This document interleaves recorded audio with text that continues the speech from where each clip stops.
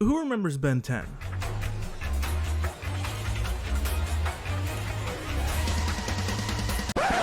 No, I mean the original Ben 10. Alright, there we go.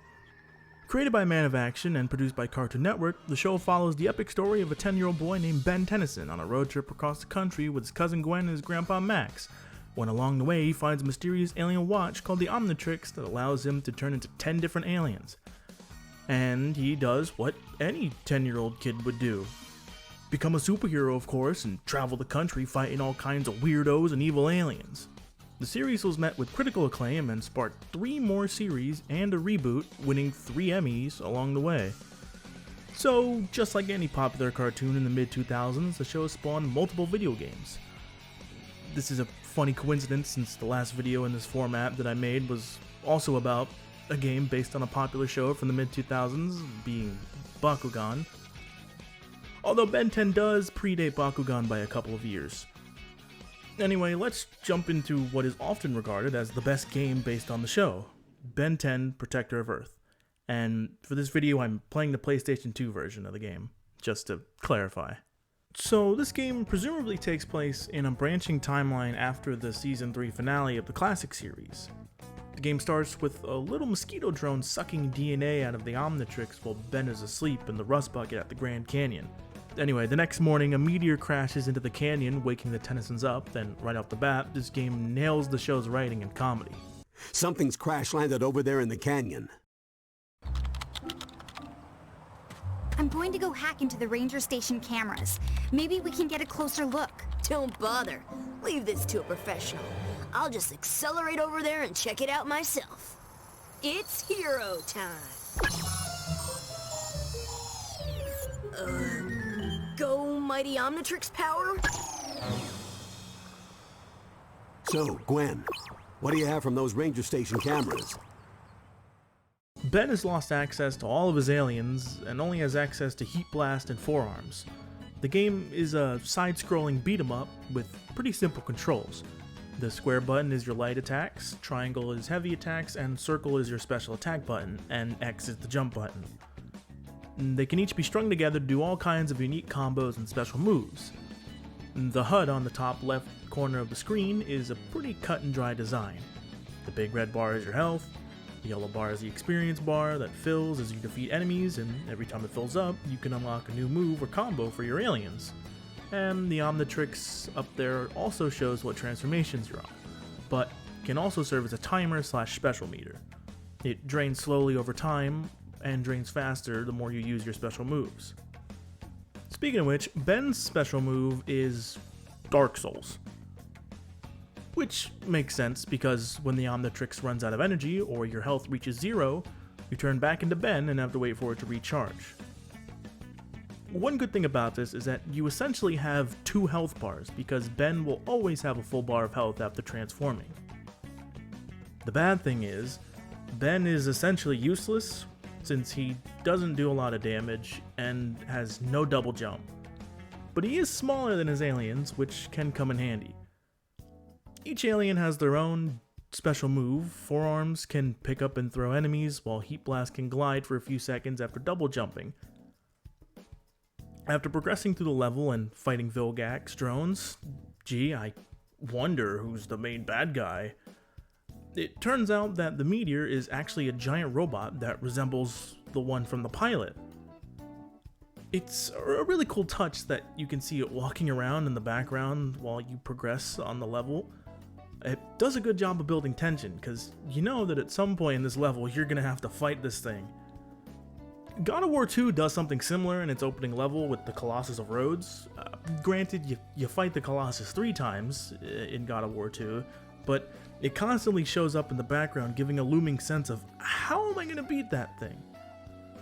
I know it's a little silly to compare Ben 10 Protector of Earth to an M-rated game like God of War 2, but it probably won't be the last time I make that comparison.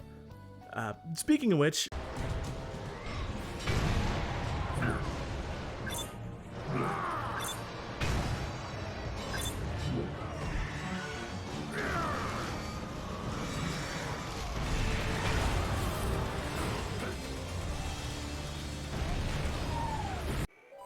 check it out. I think it's a piece of the Omnitrix. I knew there was some reason my watch wasn't working. This robot looks like it must have used your Omnitrix crystal to power itself. Now the only question is, where are the rest? Someone sent that robot knowing that Ben was weakened. We walked right into a trap.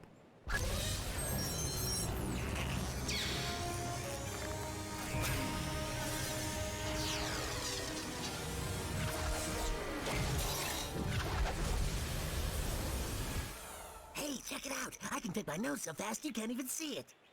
I wonder if they know who they're dealing with. Classy as always, Benjamin.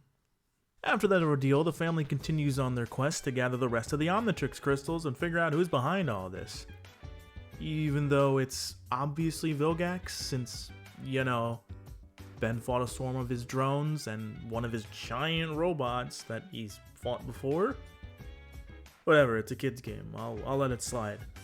We get to see the level select screen after that, which is stylized as a road trip map, and I think it's a nice touch with vacation pictures as the level icons. While on the road, the family notices a group of Forever Knights fighting Vilgax's drones at Mesa Verde. The Forever Knights are a group from the show who see themselves as the protectors of Earth from anything unnatural or alien. They're also hell-bent on collecting various powerful pieces of alien technology. Speaking of which, there just so happens to be a smorgasbord of dangerous alien technology in the nearby Area 51, which is also being attacked by more Forever Knights. Security in that place must suck.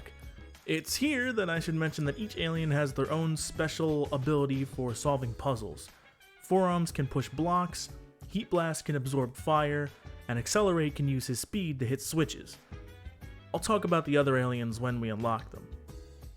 After fighting through Area 51, Ben comes face to face with Enoch, the leader of the Forever Knights, who has been using the technology in the facility to build a giant fucking robot with his face on it, so he can go to space and fight Vilgax. No, I'm not joking. Anyway, after a quick fight with him, Enoch jumps into his Megazord and flies off like a bitch. The Tennysons deduce that in order to fully charge his Gundam, Enoch will need massive amounts of power, so he's obviously heading to the Hoover Dam. This is where we get Colossus Fight number 2, baby! Cut and dry boss fight where I dodged most of his attacks by running all the way to the edge of the level, finishing him off with another QuickTime event.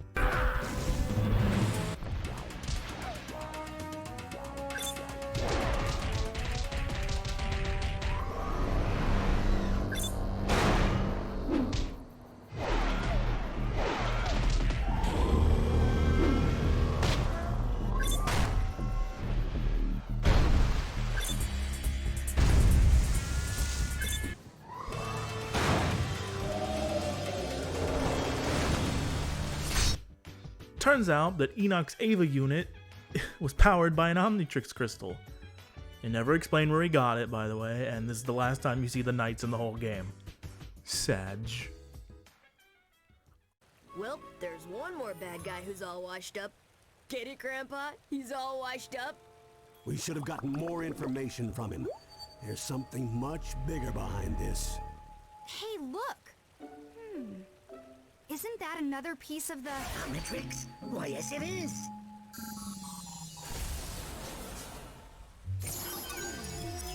Whoa, let's see who I got now.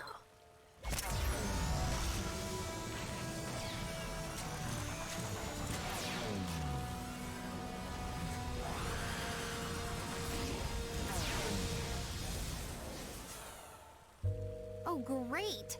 The Rolling Wonder? Try not to trip into too many enemies. Alright, we got a mystery to solve. Let's bounce. Oh no! Grandpa, get the door! I can't find my keys! Run faster! Cannonbolt was my favorite alien as a kid, and he still is my favorite out of the classic aliens. Coincidentally, he's also my favorite alien to use in this game. While traveling through San Francisco, the family notices that Kevin 11 escaped the Null Void, which is an interdimensional prison for aliens. It's never really explained how he got out. It's assumed that Vilgax let him out, but, you know, we'll just move on. Also, a little alien plant creature also escapes with him, but that's probably not important. The next level introduces Cannonbolt's special ability, which is being able to launch off ramps to traverse gaps or reach higher platforms.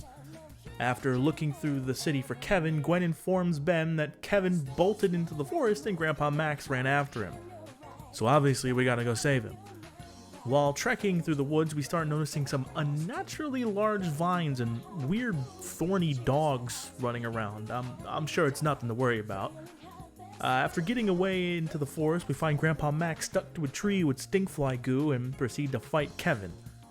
I remember being so jealous during this fight as a kid, because Kevin could use Diamond Head and Stinkfly's powers, and I couldn't. That aside, this is a pretty fun fight, but it doesn't last long, and Kevin is defeated and gets sucked back into the null void, never to be seen again. Until Alien Force. Turns out those vines and thorn dogs we saw in the forest have actually taken over the city, so it's up to Ben to find the source and take care of it. The source of the vines and the plant monsters turn out to be coming from the top of the Space Needle. Remember that little plant worm thing? Well, it's apparently called the Snapdragon and will take over the world if not dealt with. Now, I've heard a couple people complaining about this boss fight, saying that it's difficult to hit the weak spots at the base without getting hit, and to that I say this. You're absolutely fucking right. I mean, the only 3 attacks this thing has, only one of them is blockable, and the rest take like a third of your health. It's kind of bullshit, but on the bright side, at least each one breaks with like 3 hits from Cannonbolt, so it's not completely shit. Besides that, this is actually a pretty fun fight that finishes with a pretty brutal quick time event finisher.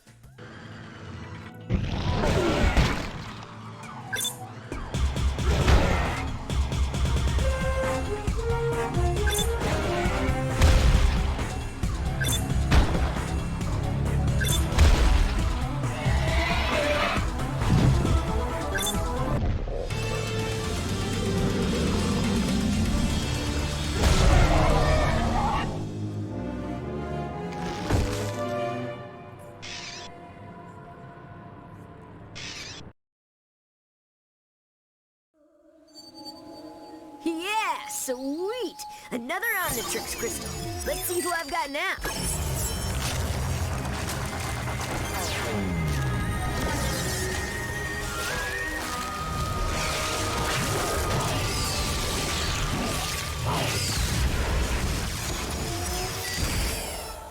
Oh yeah, I'm a mean green butt-kicking machine. Of course! That plant monster must have been charged up by Wildvine's DNA. This can't all be a coincidence. Why are all of our bad memories suddenly coming back to haunt us? Unfortunately, the evidence all points to one individual.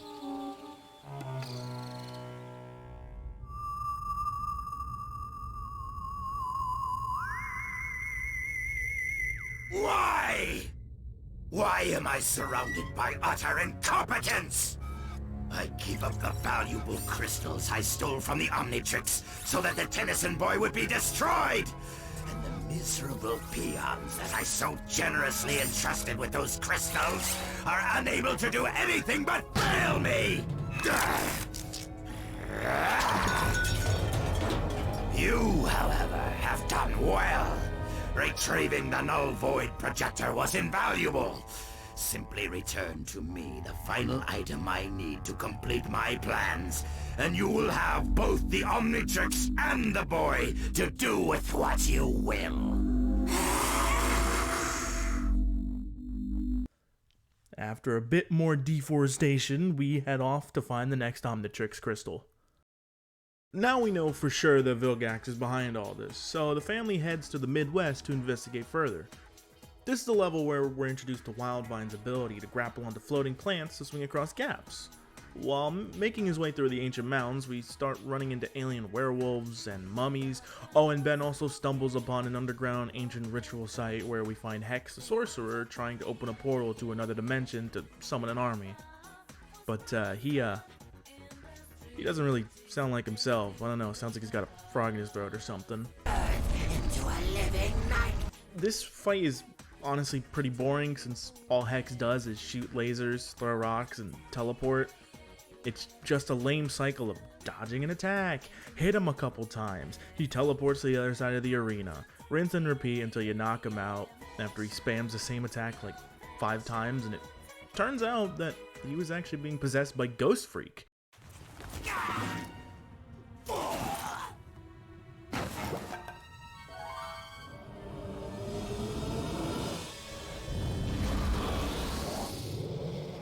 Ghost Freak? No wonder I was creeped out. Of course. I didn't understand how Vilgax got access to a null void projector, but if Ghost Freak is on his side, He could have slipped right past the plumber defenses. we better get to Mount Rushmore and see what's going on at the old plumber base. Besides, if we're gonna battle this growing threat from the null void and Vilgax, we're gonna need some extra equipment. Yes! I finally get to play with the big boy toys. Ghost Freak is an ectoneurite, which is actually an alien that is also a ghost. He's probably the most interesting villain to me from the classic series because he was originally one of Ben's transformations until he broke free from the Omnitrix. Vilgax recruited Ghost Freak to steal a null void projector, which explains how Kevin got let out.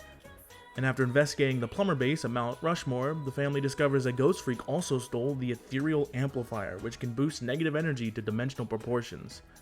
And Grandpa Max has a theory of what they're going to use it for.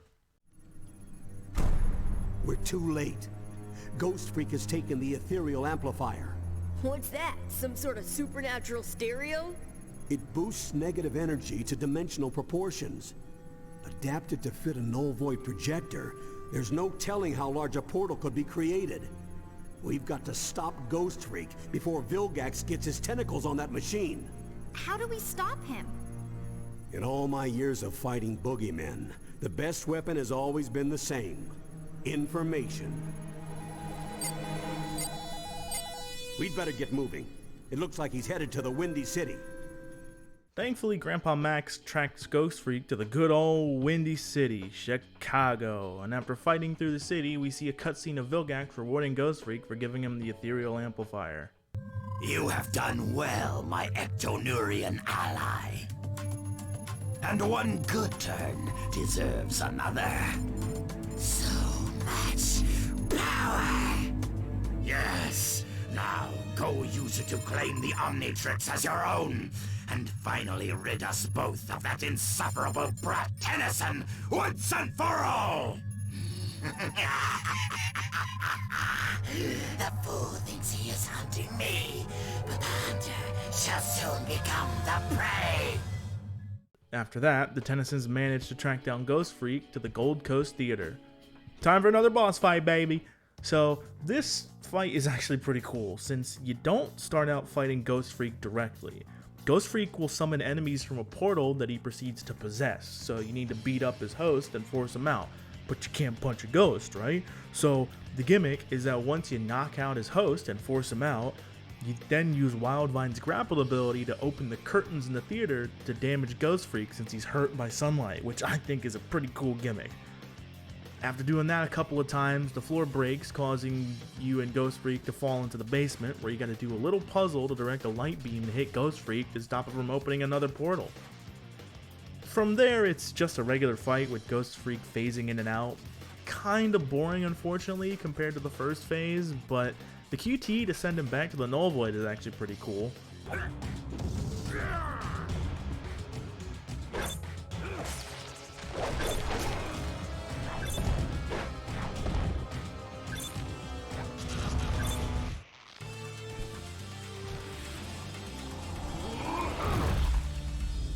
But hell, that fight took close to 11 minutes, goddamn.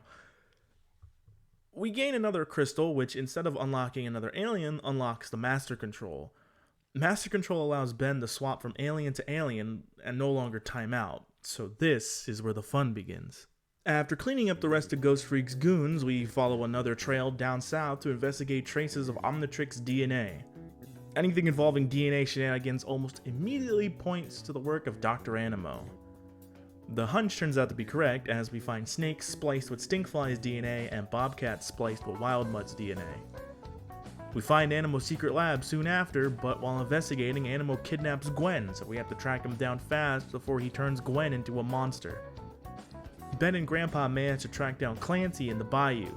Clancy appears to be working with Dr. Animo in some fashion, and after tracking him down and fighting him, he tells Ben and Max that Animo is building a new base of operations. After saving New Orleans from being overrun by monsters, we figure out that Animo's new base is an abandoned oil rig out in the ocean. Grandpa Max somehow fixes up the rust bucket to make it seaworthy, and we head out to save Gwen.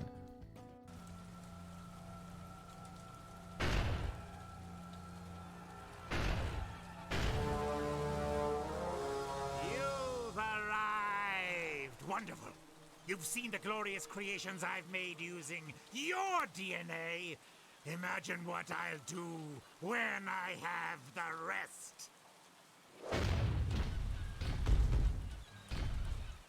Animo uses a gorilla mech suit to fight, and after hitting him a bit, he starts swinging from the towers in the arena, and you have to hit a pressure switch to activate the tower to knock him down, and trigger a QTE to do damage.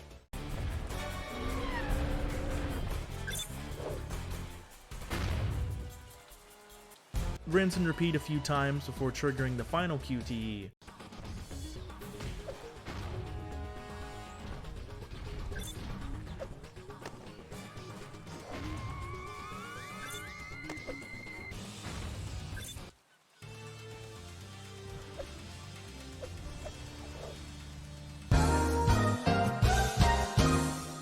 What in the world was Animo doing with a satellite communicator? Talking to Vilgax. Apparently, they're on each other's buddy list. Squidface is orbiting the Earth right now. He's planning to suck the entire planet into the null void. We are gonna need help. Lots of it. Come on. We're heading to Washington, D.C. Cool. While we're there, do you think we can get a law passed making it illegal for you to enter a kitchen? Once in DC, null void portals start opening all over the city, letting violent aliens through, so Ben leaves to go deal with the threat to save the city and the White House.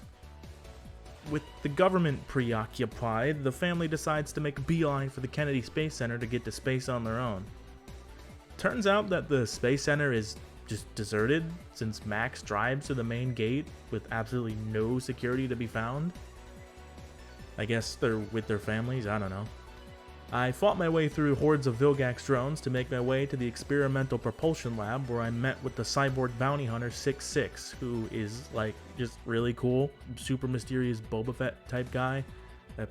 Anyway, after a quick boss fight, we use some rockets to make the rust bucket spaceworthy and fly out into orbit to stop Vilgax. Now this boss fight is pretty cool and has multiple phases. Phase 1 starts with Vilgax using a machine to grow to giant size and stomp around. Beat him up for a while, causing him to shrink back down with each hit before he goes back to the machine to recharge. Hit some switches to break the machine to trigger a QTE to enter the next phase of the fight.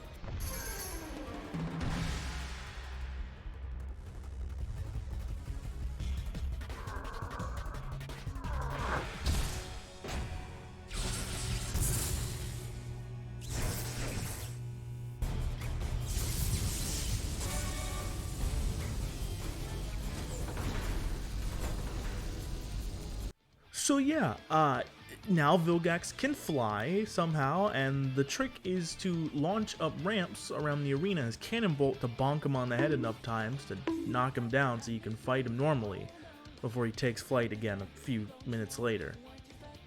Again, rinse and repeat until you trigger another QTE to move into phase 3.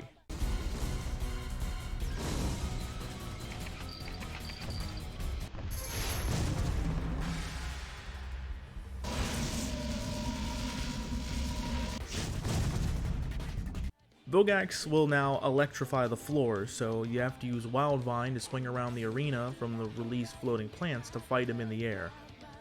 This is by far the most annoying part of the entire fight, because the entire time Vilgax is shooting explosive projectiles at you with no way of dodging them while swinging.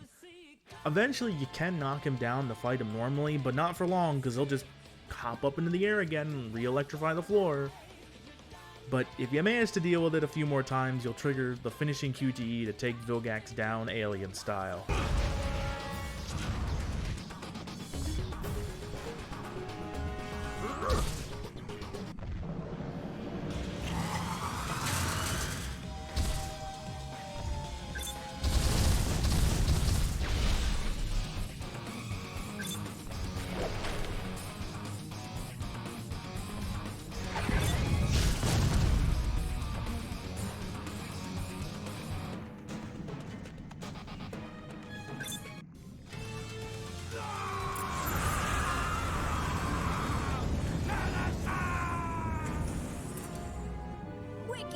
I do love how this fight makes you use all of your aliens, even if it's a bit clunky and unfair at times.